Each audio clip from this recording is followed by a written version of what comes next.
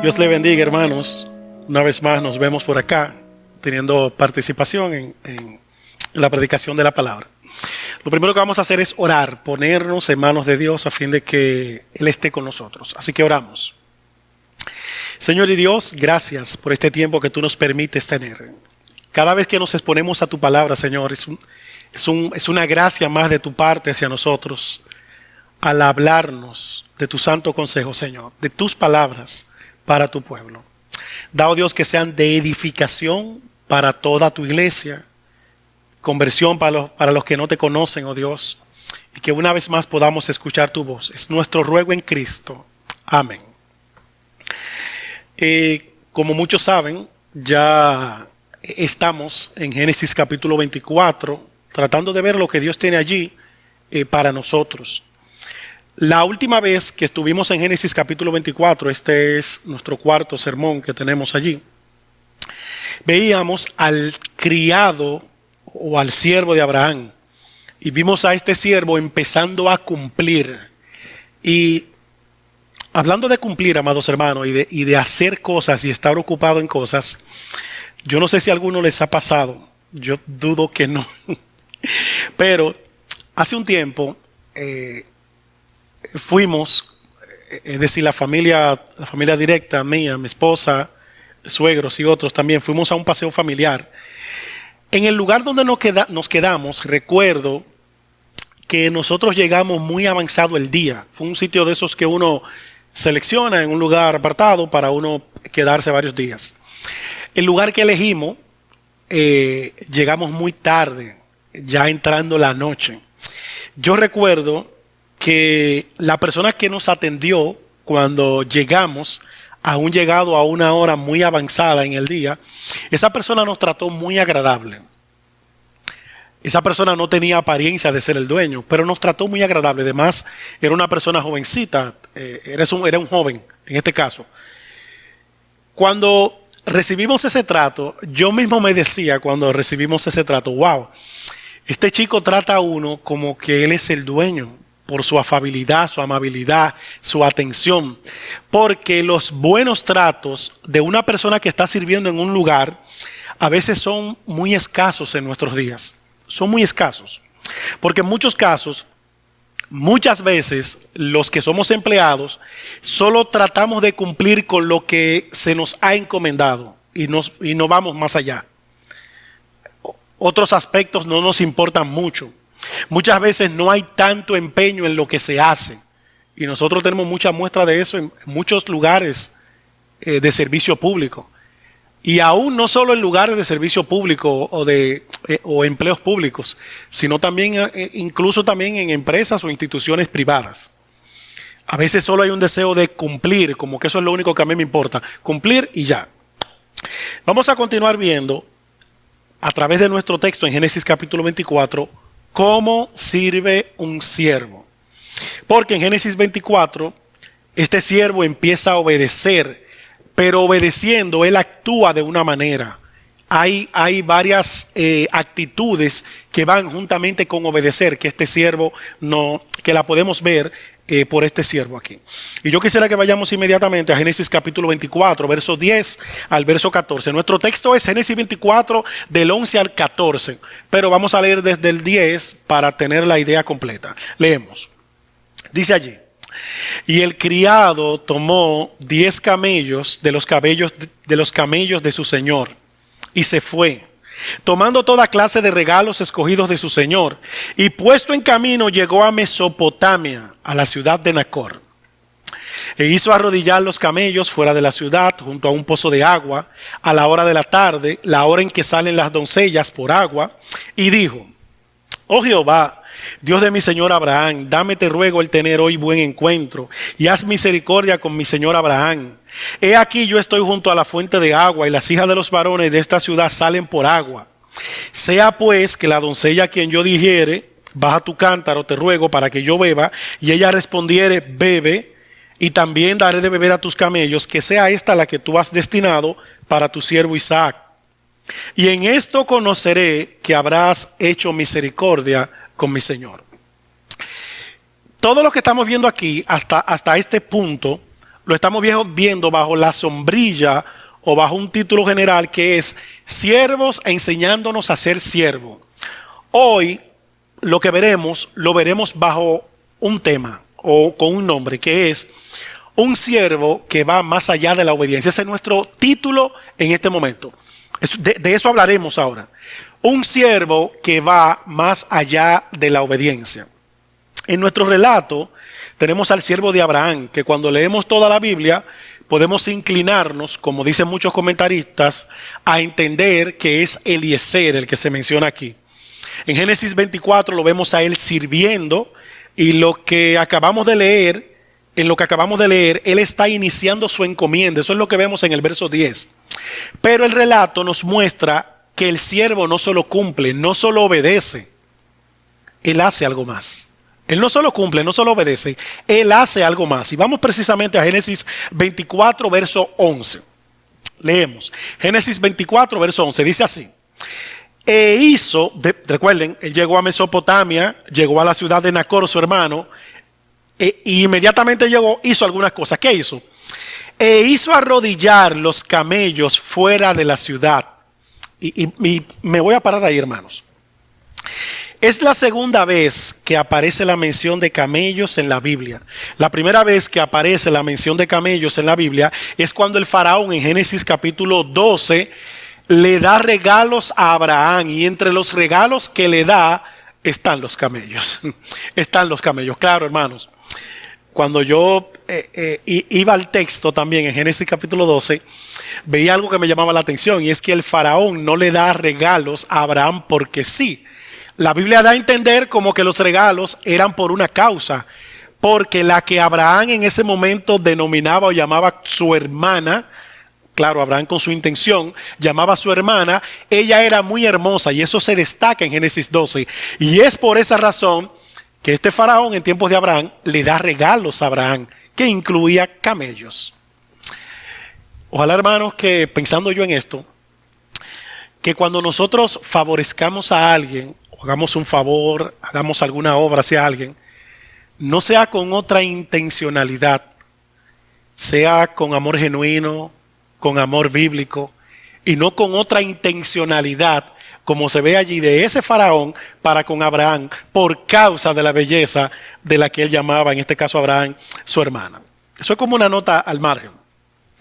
Antes de estudiar el texto, yo había visto un documental, porque estamos hablando de camellos, que se mencionan aquí en nuestro verso 11. Antes de estudiar el tema, en este caso este verso, yo había visto, porque a mí me gustan mucho documentales, recuerdo que había visto un documental que hablaba de que los camellos para los tiempos de los patriarcas no estaban domesticados.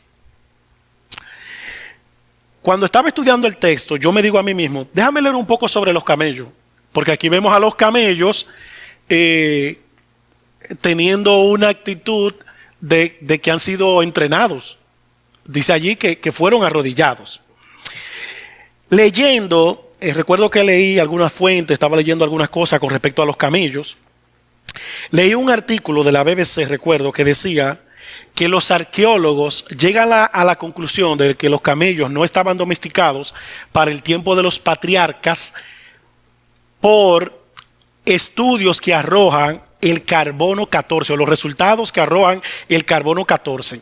Y muchos aprovechan la aseveración que hacen los arqueólogos de que los camellos no estaban domesticados para el tiempo de los patriarcas para resaltar, muchos se acuñan o abrazan esa idea para resaltar y dar énfasis a las incongruencias que hay entre la Biblia y la ciencia por estos argumentos. Pero, hermanos, aún la misma ciencia, y eso es ciertísimo, no se pone de acuerdo en incongruencia de muchos datos que son arrojados como resultados al carbono 14. Aún la misma ciencia. Por eso la ciencia da tantas cifras diferentes con relación a algunos datos. Por eso encontramos a unos científicos que dicen que la Tierra tiene tantos millones de años y otro que tiene tantos miles de años, o que los dinosaurios fueron tantos en tantos años, o como ellos renombran todo este tipo de cosas, pero no se ponen de acuerdo precisamente por incongruencias que hay utilizando el método del carbono 14. Además, como dice el diccionario Lexham, no se registran en la Biblia camellos salvajes. Y tenemos un texto en las Sagradas Escrituras que nos puede ayudar incluso en eso. Génesis capítulo 1, verso 25, en la Nueva Traducción Viviente. Pero no solo en la Nueva Traducción Viviente, también otras versiones dinámicas cuando traducen mencionan lo mismo. Dice en el verso 25 allí, Génesis 1, 25. Dios hizo toda clase de animales salvajes, animales domésticos y animales pequeños, cada uno con la capacidad de producir crías de la misma especie, y Dios vio que esto era bueno. Así que por textos como esto, hermanos, aunque la ciencia diga que no, que los camellos en ese tiempo de ese siervo de Abraham no estaba domesticado, y vemos al camello allí tomando una actitud de que como que había sido adiestrado o domesticado, seguimos creyendo en los relatos bíblicos. Porque incluso vemos que la Biblia da aval de que cuando Dios creó, entre los animales que Dios creó, también podían haber los animales domesticados también estaban. Volvemos a nuestro texto, Génesis 24, verso 11. Y continuamos ahora la lectura. Verso 11 dice así: E hizo arrodillar los camellos fuera de la ciudad junto a un pozo de agua a la hora de la tarde, la hora en que salen las doncellas por agua. Claro, hermanos, después de un viaje tan extenso, como dicen los estudiosos y los diccionarios, después de un viaje tan extenso de alrededor de 800 kilómetros, esto no es para menos. Pero la postura de los camellos y el lugar elegido pueden muy bien ir alineados con la intención del siervo. Usar todo para allí observar. Y aquí, hermanos, nosotros tenemos algunas enseñanzas.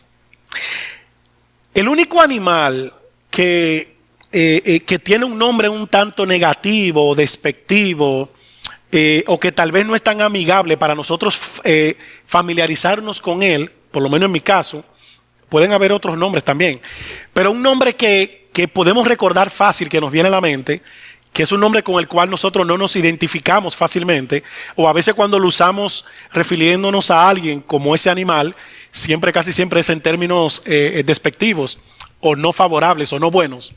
Es el perezoso. De hecho, el nombre del perezoso va muy atinado con lo que es el animal, el perezoso. Hablando del perezoso, amados hermanos, tengo que decir que muchas veces uno desde el púlpito, o en algunos lugares, habla de cosas o elementos que uno nunca los ha visto de tú a tú. Y uno habla de ellos precisamente por los avances de la tecnología. Yo recuerdo que alguien en una ocasión me estuvo hablando de la parte donde termina el continente americano, donde allí confluyen Argentina y Chile. Y esa persona me estaba contando porque había hecho un viaje a ese lugar. Y cuando esa persona me estaba contando, como que se trabó porque como que no encontraba un nombre que quería mencionarme de una carretera que conduce hacia ese lugar. Y cuando la persona me está contando como que no se recuerda el nombre de la carretera, yo le digo a la persona, esa carretera se llama la carretera Austral, que es la carretera que lleva a esos lugares. Y de hecho esa carretera tiene una particularidad casi única porque va interconectándose por lagos. Hay lagos que el vehículo se sube en el ferry, pequeño ferry, y lo va traspasando de un lugar a otro. Y yo le empiezo a hablar a esa persona de todo eso y de las bellezas que hay en ese lugar. Y cuando yo le estoy hablando a la persona, que le estoy recordando el nombre que él no recordaba, y le estoy hablando de todas esas cosas, la persona se queda mirándome así. Y me pregunta a la persona, pero ya tú fuiste a ese lugar. Y yo le digo a la persona y le respondo, ¿qué va? Yo nunca he salido de aquí, de este país. Yo, si a Chepa, he ido al sur y a otros lugares de nuestro país. Pero uno a veces puede hablar de otras cosas que uno nunca le ha visto uno personalmente, precisamente por la tecnología, por YouTube, por lo que uno ha leído o ha visto en algunos programas. Precisamente yo estoy hablando del perezoso y yo nunca he visto al perezoso, a ese animal. Yo estuve leyendo acerca de este animal, del perezoso. El perezoso es un animal, dice una lectura que estuve teniendo del perezoso, que dormita mucho, descansa mucho, pero dice la lectura que cuando se mueve por comida. Aún el perezoso, aún en su lentitud, él sale, como dicen por ahí, a hacer su diligencia. Él sale por comida, se mueve por comida, aún siendo como es. Y este siervo en nuestro texto, amados hermanos, estaba también haciendo su diligencia. Este siervo en su obediencia está siendo diligente, está actuando con sabiduría, está siendo intencional y era también esforzado. Él no le dejaba las cosas a la suerte. Este siervo no era así. Un clásico pasaje en Josué capítulo 1 verso 9 dice que Dios le dice a Josué: mira que te mando que te esfuerces y seas valiente. Dios demanda de nosotros esfuerzo, como estaba haciendo este siervo aquí. Dios demanda de nosotros esfuerzo, diligencia. En esta semana, precisamente en esta semana, en una clase que tuve, el profesor que estaba dando la clase precisamente tocó algo de esto. Y él estaba citando a alguien. Él decía en la clase que una visión, un deseo sin acción es solo una ilusión. Repito, decía el profesor citando. Una visión, un deseo sin acción es solo una ilusión. Porque el cristiano, y termina la cita, claro. Porque nosotros como cristianos, amados hermanos, estamos llamados a ser proactivos, no pasivos. El cristiano está llamado a ser proactivo, no pasivo. De hecho, es a eso a que nos anima la Biblia. En Proverbios capítulo 6, verso 6 al verso 9, allí se ve una comparación que hace el proverbista. Y dice el Señor allí: ve, mira la hormiga, perezoso, observa sus caminos y sé sabio. Este texto en Proverbios indica a quién imitar y cómo nosotros no ser. El siervo en nuestro texto también está para imitar. Entonces en la Biblia tenemos también ejemplos de cómo ser, de cómo actuar, pero también hay ejemplos que caen en la otra categoría, que serían ejemplos para nosotros para que no actuemos de esa manera. Por ejemplo, en Jueces capítulo 5, allí tenemos en Jueces capítulo 5 la historia de Débora y Barak. Y precisamente en Jueces, yo quisiera que vayamos allá, Jueces capítulo 5. En Jueces capítulo 5, que se citó incluso y se mencionó en la clase en donde estaba participando, está allí la historia de Débora y Barak. Pero en el capítulo, antes del capítulo 5 está el capítulo 4. Recuerden, amados hermanos, que en el libro de Jueces, precisamente Jueces, es el relato de los distintos jueces que Dios usó como legisladores del pueblo para traer liberación, para traer bendición y librar de juicios. Y sucedía que en el libro de Jueces, precisamente, valga la redundancia, cada vez que un juez ya no estaba, el pueblo entonces olvidaba a Dios y olvidaba la ley de Dios. Y luego entonces Dios levantaba otro juez y ese juez entonces Dios traía liberación a través de ese juez. Precisamente en el capítulo 4 de Jueces, Dios trajo liberación usando o a través de Débora y de Barak, a través de ambos.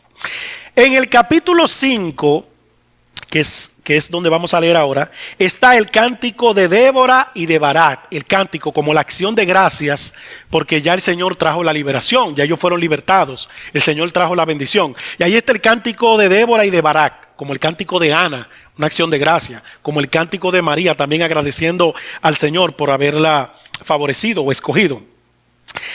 Tenemos algo peculiar allí, el verso 15 y el verso 16. Leemos, capítulo 5. Recuerden que el cántico también es una expresión, y expresando esa gratitud a Dios, Débora menciona y Barak lo que Dios ha hecho. En el cántico mencionan lo que Dios ha hecho y cómo lo hizo. Verso 15 y verso 16 dice allí: caudillos también de Isaacar fueron con Débora, es decir, príncipes o los principales o los gobernantes fueron también con Débora. Y como Barak, también Isaacar se precipitó a pie en el valle, es decir, también actuó por el valle caminando y actuó con ímpetu. Dice el texto, continúa. Entre la familia de Rubén hubo grandes resoluciones del corazón. Hubo un grupo de la familia de Rubén que decidió y declaró ante el pueblo que iba a hacer tal cosa, perdón hermanos. Y dice el verso 16, como una pregunta en el cántico que hace Débora y Barak. ¿Por qué te quedaste entre los rediles a Rubén, que hicieron resoluciones del corazón, para oír los balidos de los rebaños? Entre la familia de Rubén hubo grandes propósitos del corazón. Y otras versiones dicen que solo hubo eso, pero al final ellos no hicieron nada. Y este ejemplo está aquí también como un ejemplo para que nosotros no seamos así, no actuemos así como actuaron algunos de la familia de Rubén, de la tribu de Rubén, que solo dijeron que iban a hacer algo, pero no hicieron nada. Eso es lo que Débora está diciendo aquí en el cántico. Por eso es, como decía el pastor en la clase que tenía, citando a alguien, una visión, un deseo sin acción es solo una ilusión, porque el cristiano está llamado a ser proactivo, no pasivo. Estamos llamados a ser así, activos, no pasivos. Claro, sabiendo que el Dios extraordinario usa lo ordinario para favorecernos a nosotros. Veamos qué usó Dios para favorecer a este siervo. Miren lo que dice Génesis 24, una vez más, verso 11.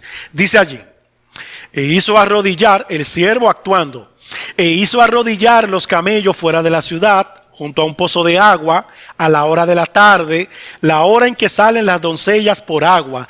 Dios favoreció la sabiduría de este siervo, favoreció su intencionalidad de ponerse en la posición correcta, a la hora correcta y en el lugar correcto.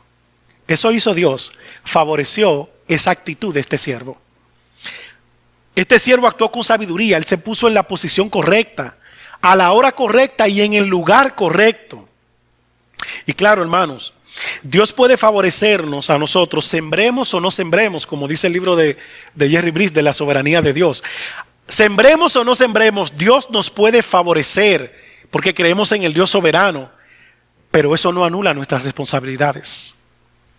Hay responsabilidades que Dios nos la ha encargado a nosotros, como cuando Abraham encomendó a este siervo.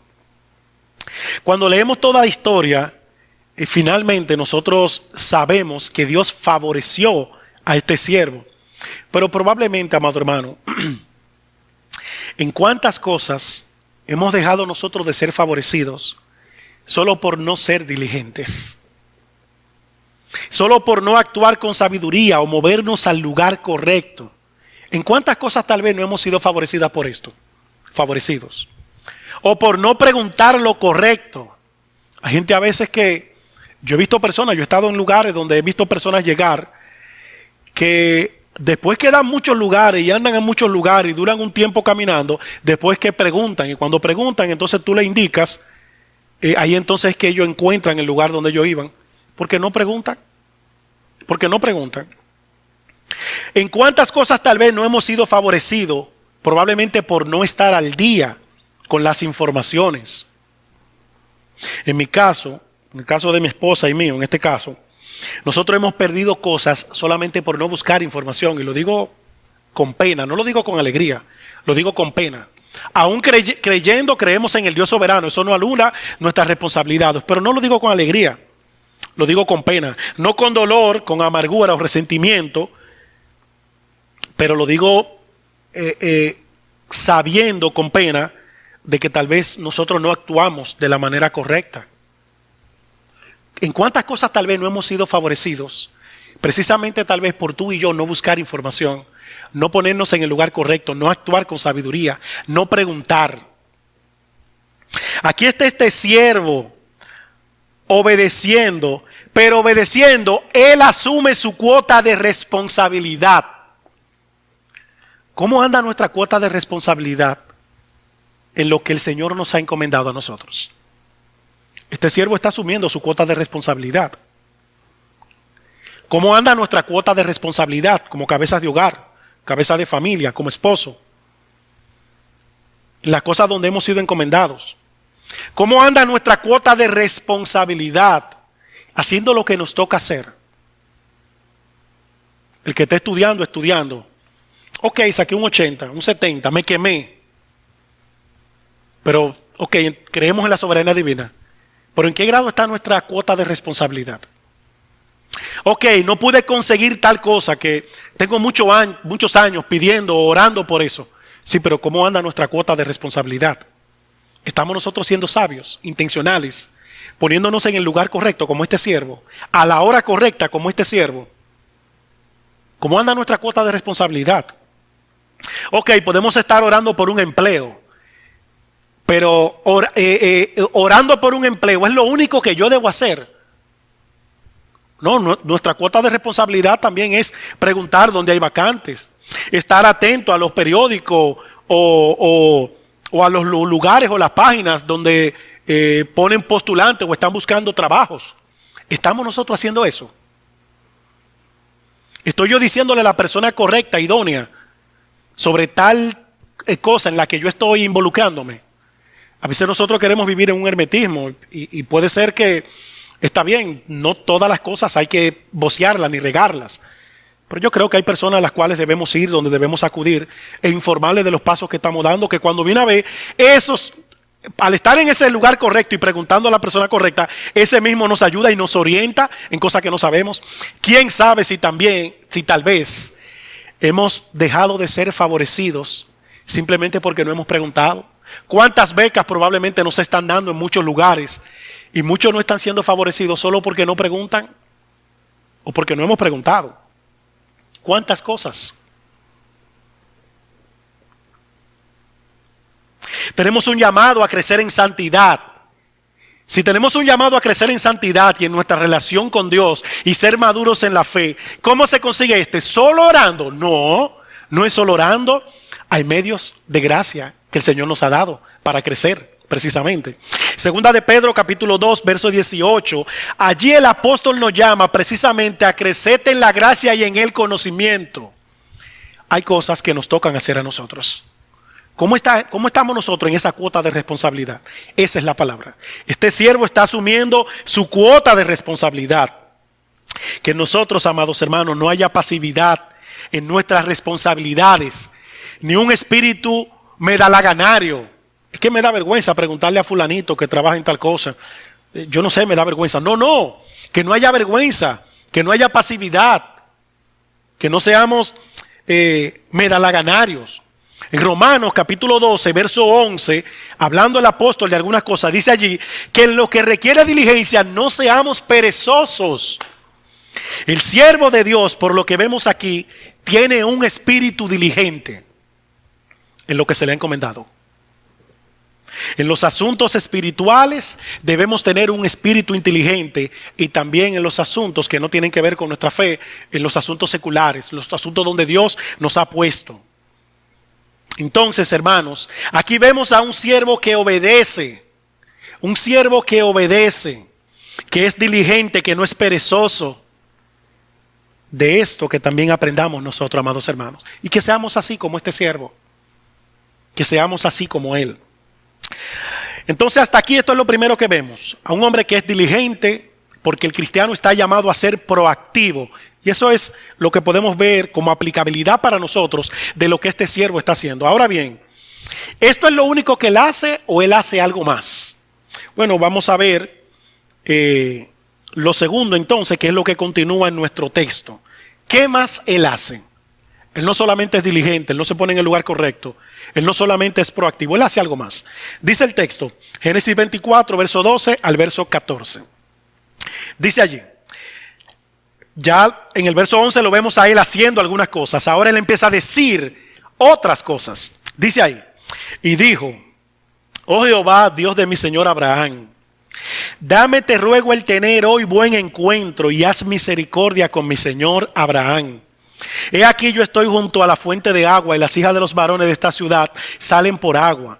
Sea pues que la doncella a quien yo dijere, baja tu cántaro, te ruego, para que yo beba, y ella respondiere, bebe, y también daré de beber a tus camellos, que sea esta la que tú has destinado para tu siervo Isaac. Y en esto conoceré que habrás hecho misericordia con mi señor. Allí donde se encontraba el siervo, donde él se colocó con intencionalidad, donde él actuó con sabiduría, allí este siervo empezó a hacer algo. ¿Qué? Orar a Dios. Orar a Dios. Wow, hermano, qué diferente actuó este siervo a muchas veces como nosotros actuamos. Qué diferente. Porque algo que vemos repetitivo en los hombres de Dios, en los siervos de Dios en la Biblia, es que ellos, como siervos de Dios, siempre llevaban todo delante de Dios. Wow, hermanos. Qué diferencia muchas veces, cómo contrasta eso muchas veces con nosotros. A veces queremos actuar antes de orar. Roguemos a Dios que no sea así, hermanos. Que mejor primero oremos y después actuemos. A veces entendemos, y claro, que hay una premura y el mundo en que vivimos hoy nos lleva con esa premura. A veces entendemos que hay cosas que son tan pequeñas que no son necesariamente obligatorias que nosotros las presentemos delante de Dios. Pero no hay ningún asunto ni tan grande ni tan pequeño que no debamos llevarlo delante del Señor. De hecho, el apóstol en la carta a los Efesios capítulo 6, verso 18, nos dice: orad en todo tiempo, que todo lo llevemos delante del Señor, amados hermanos. Todo lo llevemos delante de Él. Ahora bien, en su oración hay algo que a mí me llama la atención, hermanos. Yo no sé si a ustedes también. Es hacia dónde va dirigida la oración de este siervo. La dirección con la cual este siervo ora. Dice el verso 12: y dijo él: oh Jehová, Dios de mi señor Abraham, dame te ruego el tener hoy buen encuentro y haz misericordia con mi señor Abraham. Él dice, repito, dijo: oh Jehová, Dios de mi señor Abraham, dame te ruego. Este siervo no está pidiendo cosas para sí. Él no le está pidiendo a Dios: Señor, dame que yo regrese pronto, que esto se resuelva rápido. Él no está pidiendo cosas para sí. Todo se trata de misericordia para lo que su Señor le ha encomendado. Wow, hermanos. Yo cuando leía de esto, yo me quedaba así. Wow. Es como, Señor, tú me estás hablando. Todo lo que este hombre está pidiendo no se trata de él, se trata de lo que su Señor le ha encomendado. La segunda parte de la oración dice: he aquí yo estoy junto a la fuente de agua y las hijas de los varones de esta ciudad salen por agua. Sea pues que la doncella a quien yo dijere: baja tu cántaro, te ruego, para que yo beba, y ella respondiere: bebe, y también daré de beber a tus camellos, que sea esta la que tú has destinado para tu siervo Isaac, y en esto conoceré que habrás hecho misericordia con mi Señor. Una vez más la oración va dirigida en la misma dirección, apelando a la misericordia de Dios por el Hijo de su Señor, de quien lo ha encomendado. Un autor dice de esta oración, y de verdad yo creo que cosas como esta, cuando uno las lee, son para compartirlas. Un autor dice de esta oración que aquí se ve la carencia de egoísmo de este siervo. He aquí presente en la oración. La carencia de egoísmo de este siervo. Precisamente, amados hermanos, el egoísmo es pensar de manera desmedida solo en mí mismo, solo en nosotros mismos, hacer todo pensando solo en mí. Este siervo, en su encomienda, en su viaje, él no estaba orando pensando solo en él, no pidió para sí mismo, no centró la oración en él, sino que su oración era pidiendo que Dios cumpliera lo que su amo le había encomendado. Recordemos, hermanos, que aquí está un siervo enseñándonos a ser siervos. Y yo creo que con esto nosotros podemos hacernos unas cuantas preguntas. Y vamos a verlo primero en términos horizontal, nosotros, en términos horizontal. Miércoles tras miércoles, en nuestra iglesia tenemos servicio de oración.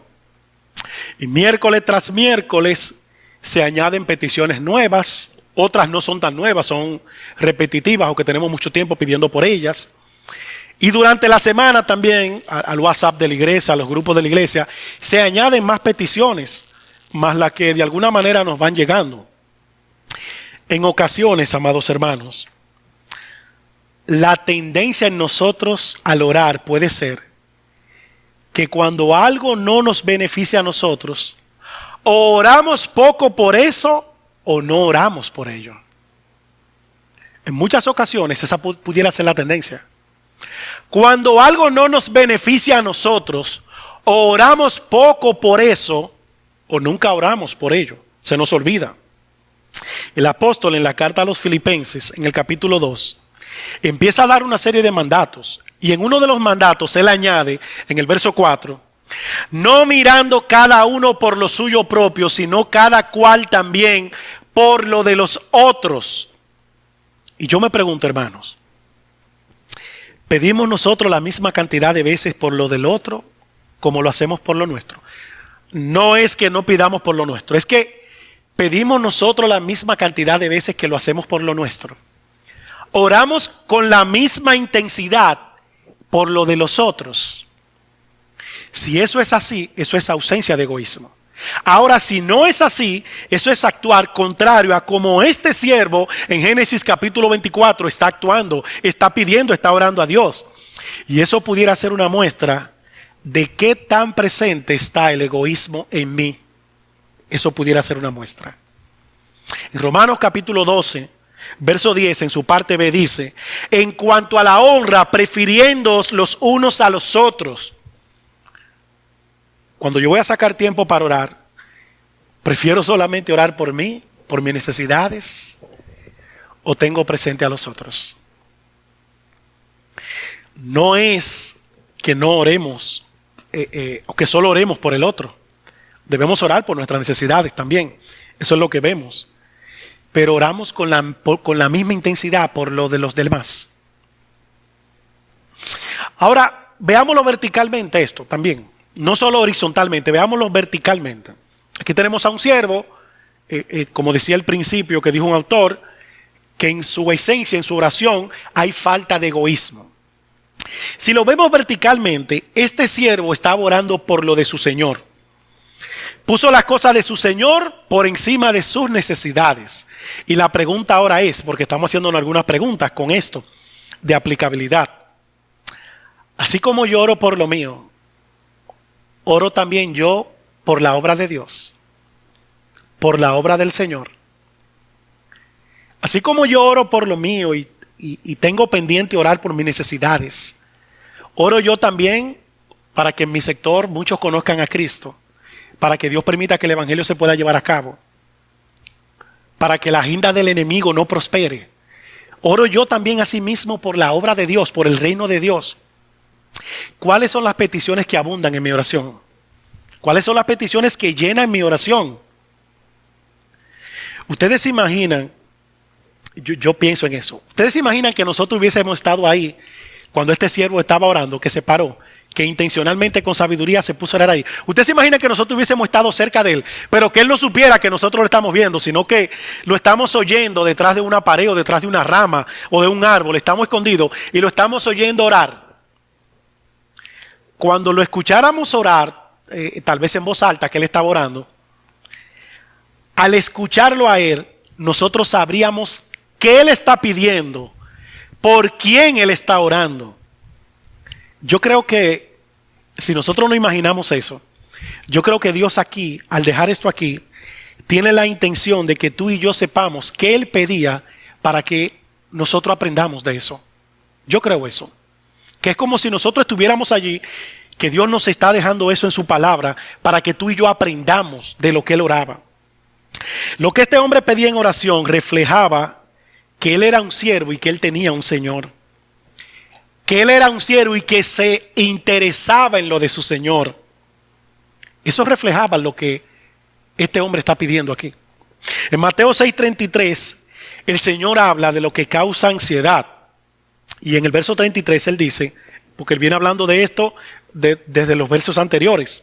Dice el verso 33, mas buscad primeramente el reino de Dios y su justicia, y todas estas cosas os serán añadidas.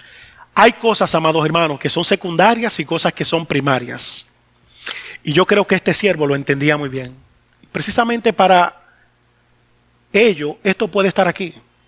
Para que tú y yo también lo entendamos bien. Porque aprendemos de este siervo que los que son siervos de Dios mostrarán interés por lo de Dios, primeramente. Como dice Mateo 6:33. Los que son siervos de Dios mostrarán interés por lo de Dios. Cuando alguien nos escucha orar a nosotros, él escuchará de qué están llenas nuestras oraciones y eso hablará de cuáles son nuestros intereses. de cuáles son nuestros intereses. Y este siervo, hermanos, no es el único ejemplo. La Biblia está llena de relatos como este. Vemos en la Biblia hombres actuando como siervos y preocupándose por lo del Señor. Y para ello tenemos incluso Hebreos capítulo 11, un listado completo de hombres allí que se interesaban por lo del Señor. Pero el mayor ejemplo de siervos en la Biblia es Cristo, que leemos de él en Filipenses, que él no se consideró a sí mismo, sino que él consideró la gran obra que Dios estaba haciendo. Eso es lo que vemos en la carta a los Filipenses. Yo me pregunto, ¿qué hubiese sido de nosotros si Cristo hubiese actuado egoístamente? Si en Cristo no hubiese habido ausencia de egoísmo, sino que hubiese estado el egoísmo presente, ¿qué hubiese pasado de ti y de mí? ¿Quién hubiese muerto por nosotros? ¿Quién hubiese pagado por nuestro sacrificio? ¿Quién hubiese sido nuestro sacrificio, perdón? ¿Quién hubiese elevado el sacrificio perfecto? ¿Qué hubiese pasado? Pregúntate, hermano, yo me pregunto, ¿qué hubiese pasado si Cristo hubiese actuado egoístamente? ¿Qué hubiese pasado? Ejemplo nosotros tenemos en Cristo de lo que es tener ausencia de egoísmo. Y precisamente, amados hermanos, leer de este siervo que tenemos aquí es leer de hombres que nos avergüenzan. Pero más que eso, es leer de la intención de Dios de dejarnos esto aquí para enseñarnos acerca de verdaderos siervos que nos muestran que la ausencia de egoísmo es una acción que corresponde a hombres que han conocido a Dios o que son de Dios, así como Cristo estaba representando a Dios aquí entre los hombres. La ausencia de egoísmo es una acción que se ve presente en hombres que han conocido a Dios o que son de Dios, así como Cristo. Y yo creo que eso está allí para ello, para transmitirnos eso a nosotros. De hecho, si alguien está mirando, es una manera fácil de evaluarnos, comparándonos o viendo nuestra vida a la luz de este siervo. Si alguien está mirando y en tu vida tú nunca consideras a Dios, tú solo te consideras a ti, eso se llama egoísmo. Y si en ti, en cualquiera de nosotros, reina el egoísmo, o todo lo que hacemos es con presencia de egoísmo, eso es un claro indicativo de que tú y yo necesitamos a Cristo, necesitamos a Dios, necesitamos estar cerca de Él, para que también, como este siervo en Génesis 24, podamos actuar con una actitud que muestre ausencia de egoísmo. Yo creo que también para eso está esto allí. El siervo en nuestro texto se preocupó por lo de su Señor. Si lo de Dios no nos preocupa, esa es la clara evidencia de que somos siervos de alguien, pero no de Dios. Podremos ser siervos de alguien, pero no de Dios. Y este es el claro indicativo, una vez más, de que necesitamos que Dios sea nuestro Señor, como este siervo consideraba a Abraham como su Señor, y por eso actuaba con ausencia de egoísmo. Que así también seamos nosotros. Entonces, amados hermanos, el siervo de Dios está caracterizado por ser proactivo, no una persona pasiva. Seamos activos.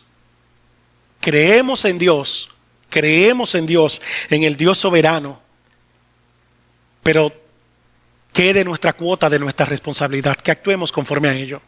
Segundo, amado hermano, también que nosotros, al igual que en este siervo, haya ausencia de egoísmo, tanto horizontalmente para con nuestros hermanos, como verticalmente para con la obra y la encomienda que tenemos de nuestro Señor. Porque incluso el egoísmo es una muestra de que en nosotros probablemente Dios no esté presente. Que esto nos lleve también a revisar nuestras vidas. Y a ti también, amado hermano, si esta es tu vida, si esta es tu característica, actuar todo el tiempo con egoísmo presente, que indica que no tienes a Dios presente, que no hay ausencia de egoísmo en ti, esto es un claro indicativo de que no eres siervo de Dios. Podrás ser siervo de otro, pero no de Dios, lo cual te indica que debes buscar a Dios. Vamos a orar. Señor y Dios Padre, gracias por tu palabra, gracias por los ejemplos que nos ha dejado en ella. Ayúdanos, Señor, a siempre vernos reflejados en ella, ver, oh Dios, que tú tienes que enseñarnos a nosotros. Ayúdanos a ser proactivos, Señor, como mencionamos, como vemos a este siervo. Ayúdanos a creer en ti, depender de ti, pero también a asumir nuestras cuotas de responsabilidades. Que en lo que requiere diligencia, como dice el apóstol, no seamos perezosos. Déjanos también servirte a ti, oh Señor, con ausencia de egoísmo. Vivir vidas así que nos caractericen como a este siervo de quien hemos leído, Señor. Tanto horizontalmente para con nuestros hermanos, como verticalmente para contigo, Señor, y tu obra. Ayúdanos, Señor. Trae también conversión a los que no te conocen. Que a través, oh Señor, de evaluar sus vidas, de ellos ver si en ellos hay egoísmo o ausencia de egoísmo, Señor. También de esta manera ellos pueden saber si están cerca de ti o están lejos de ti. Y si están lejos de ti, oh Señor, que hoy pueda ser su día de salvación. En Cristo pedimos estos favores. Amén. Que Dios le bendiga, amados hermanos y visitas que nos acompañan.